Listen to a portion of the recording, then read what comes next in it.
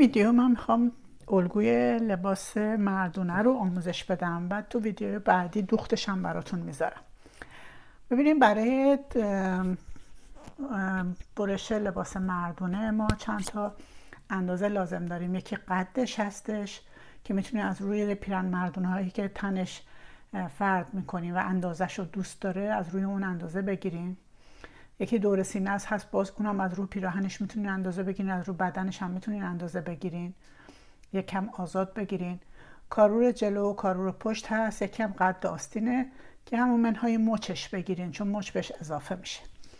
بعد دور سینه رو تقسیم بر 4 بکنین، کارورا رو تقسیم بر 2 بکنین و شروع میکنیم کشیدن الگو که البته این روی پارچم میشه کشید، منتها من روی کاغذ اول بهتون آموزش میدم، راحت تر هستش.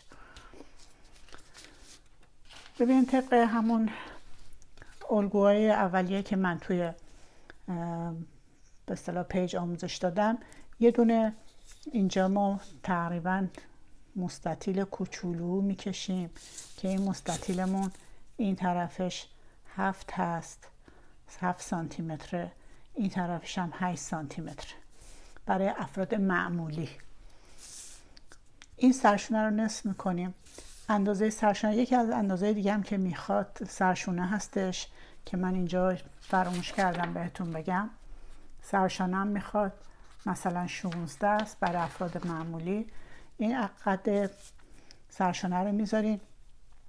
بعد 1/2 کارور جلومون که شده بود 21 و اینجا علامت میزنیم و بعد 1/4 دور سینه رو کمی پایین تر، مثلا اینجا فرض کنید 10 سانت پایین تر، اینجا 20 سانت پایین تر علامت میزنیم 1/4 دور سینه.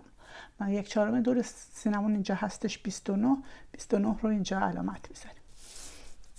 این 29 رو اینجوری همینجوری صاف میکشیم پایین به اندازه قدی که حالا ما گذاشتیم برای معمولا 80 تا مثلا برای آدمای معمولی و این رو اینجا میکشیم و اینجا ما باید یه حلقه‌ای بکشیم که این از این کارو رد بشه و وقتی که به اینجا میرسه اینجوری گرد میکنیم میاریم به اندازه این خط.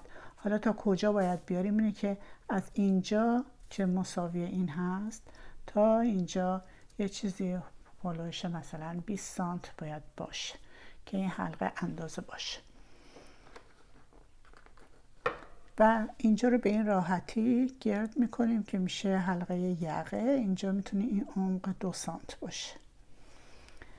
بعضی از افراد که دوست دارن لباسشون یک کم کمر بچسبه، از اینجا وسط این خط 1 سانت میایم تو و این رو به اینجا وصل میکنیم، یک کم کمر رو حالت گود بهش میگیره.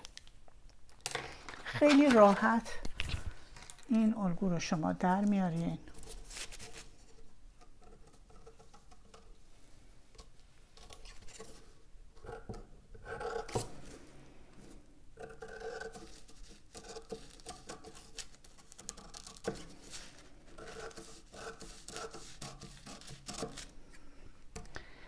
معمولا خیلی از پیرن مردونه ها اینجا هلالی خورده، شما از هر طرف 7 سانت میتونین بیاین اینجوری یه هلال بدین. صافش هم هست، هلالش هم هست، هر کدوم که سلیقه خودتونه. بشه ما از همین الگو استفاده میکنیم، الگوی پشت رو در میاریم، میذاریم روی این قسمت پارچه، اینجا رو 1 سانتی متر عقب تر میذاریم به این شکل، ولی اینجا جفت هستش و عین همین رو دورش رو میکشیم. این قسمت پایین رو میکشیم، این قسمت پهلو رو هم میکشیم، سرشونه رو هم میکشیم. چند تا تفاوت داریم. یکی این حلقه پشته که از اینجا 3 سانت میایم پایین به اینجا هلال میکنیم. یه تفاوت هم که کارورمون نصف کارور پشت رو از اینجا علامت میزنیم که معمولا یک کمی بیشتر میشه و این حلقه رو به این وصل میکنیم. و یکی این گردی، این حلقه پشت اینجا باید صافتر باشه، به هلال و اندازه پشت نباشه. این 3 تا اختلاف رو که رعایت کردیم این الگوی پشت ما در میاد. به همین راحتی.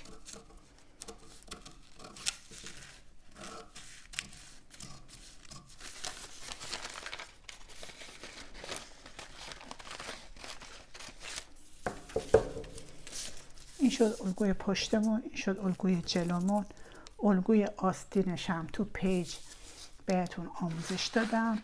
همون الگو رو در میارین برای این و عرض الگو رو برای آدم متوسط میذارین 20 یا 19. یه آقای متوسط که گشادیش براش خوب میشه. بعد این قسمت ما سرشونه ها رو باید به هم دیگه بچسبونیم به این شکل. به شکلی بچسبونیم که این گودی یقه به گودی یقه جلو بیفته و حلقه پشت به حلقه جلو بیفته. اینو به این شکل با چسب بچسبونیم، یا اگر که چسب مثل من نزدیکتون نیست، چرا نیستم نمیدونم، برای اینکه همینجا بود الان، به این شکل هم میتونید شما بچسبونید.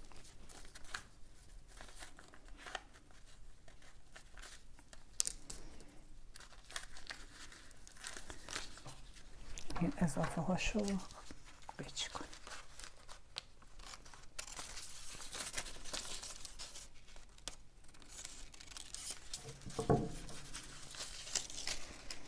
به هر حال با چسب یا با سنجاق به این شکل شما دوتا سرشونه رو به هم دیگه میچسبونید. وقتی دوتا سرشونه رو به هم چسبونید، از این قسمت الگوی پشت، این الگوی پشته،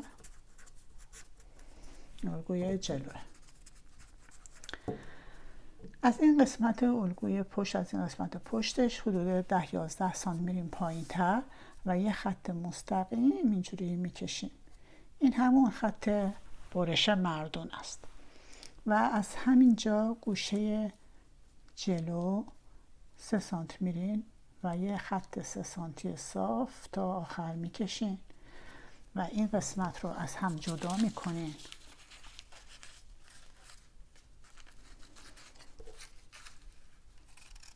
این دوتا خطی که الان کشیدین، این میشه الگوی سرشونه مردونتون که اینجاش باید حتما دلای بسته باشه و ازش باید 2 بار برش بزنین. حالا تو برشش هم بهتون آموزش میدم. و یک کار دیگه هم که برای این الگو انجام میدیم، اگر لباستون پیرن مردونه جلو باز بود، شما باید 2 سانت به قسمت این جلو اضافه بکنین به اینجا، به این شکل. الان این کاغذ من یه ذره کوتاهه، باید 2 سانت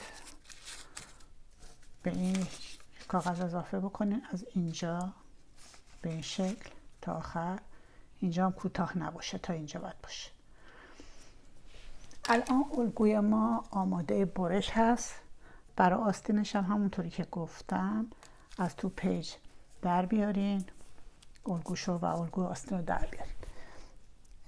یه موردی تو الگوی آستین هست که برای پیراهن مردونه ما برای آستین همونطوری که بهتون آموزش دادم، وقتی که اینجا رو کادری میکشیم که این عرضش 20 سانت هست و طولش هم قد آستین منهای مچ هست، این قسمت خیلی قسمت مهمی تو آستین هست که ما علامت میزنیم و از اینجا هم 2-3 سانت میذاریم و این خط رو میکشیم، اینو نصف میکنیم و هلال رو میکشیم.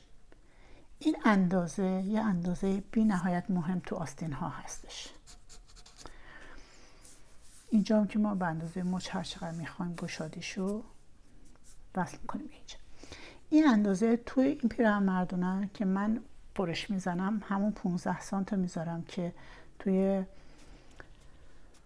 پست آستین براتون گذاشتم، اساس الگوی آستین.